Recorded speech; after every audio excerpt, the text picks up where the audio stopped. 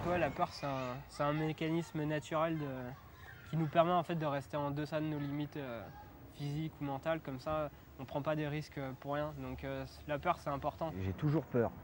En fait, c'est toujours la même peur d'il y a 17 ans. Sauf que quand je vois l'obstacle, je me dis, ouais, mais combien de sauts t'as enchaîné? Combien de fois tes mains, elles ont attrapé des obstacles? Combien de fois t'as grimpé? Combien de fois? Et c'est ça qui me donne confiance. Mais j'ai la même peur. C'est juste la confiance, la connaissance, l'expérience qui me dit, ouais, mais tu peux y aller. Et c'est le mélange de cette peur avec l'expérience qui te donne une pure sensation, justement. Où tu te fais peur et quand tu atterris, tu fais, j'ai eu peur, mais voilà, je savais quand même que je pouvais le faire. C'est un truc bien, mais des fois la peur ça peut nous retenir aussi pour aucune raison, quoi, parce que des choses qu'on a fait des milliers de fois au sol, on va avoir peur de les faire en hauteur alors qu'on sait très bien qu'on peut les faire. Donc c'est un truc qu'il faut apprendre à gérer, il faut savoir quand la peur est bénéfique et quand elle nous retient. Yes. Voilà, ça c'est un vrai saut là.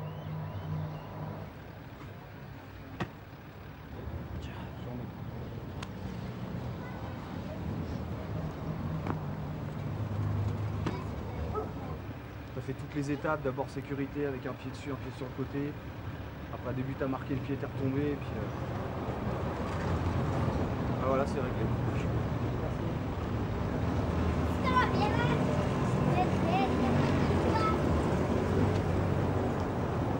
Je suis content parce qu'en fait là je te fais juste les coups de pression que moi je me mettais et ça veut pas forcément dire que ce qui est bon pour moi est bon pour les autres, tu vois.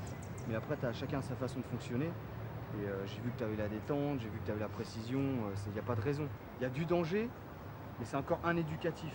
Le vrai, ce serait que de chaque côté, tu es 10 mètres. Et là, tu vas avoir une confiance plus forte. Là, tu peux encore te dire, bon, bah, si je rate en arrière, ça va, machin, tu vois. Donc là, c'est encore un éducatif pour te faire passer une barrière au-dessus. Mais tu dois vraiment sentir que tu l'as fait parce que tu as contrôlé, tu étais dans ton saut et tu l'as pas subi, quoi. Ouais. Non, c'est bien, toi. Merci. David, en fait, c'est le mec qui est vraiment mentalement qui a arrivé à un cap où peu de monde est arrivé.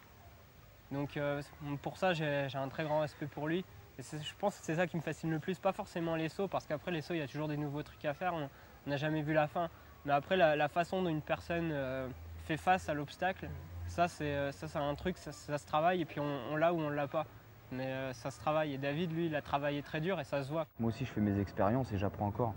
Et je pense pas être un maître ou être peut-être un guide dans mon chemin. C'est-à-dire je me considère juste comme un homme d'expérience. Ça fait 17 ans que je prends des routes différentes des autres. Et quand je vois quelqu'un qui est sur cette route, justement, je me permets, ouais, si je pense qu'il n'a pas tous les éléments pour avancer, de lui donner quelques conseils. Mais on a toujours le choix, quoi. Il prend le chemin qu'il veut et comme moi, personne ne me force à faire le chemin que je fais.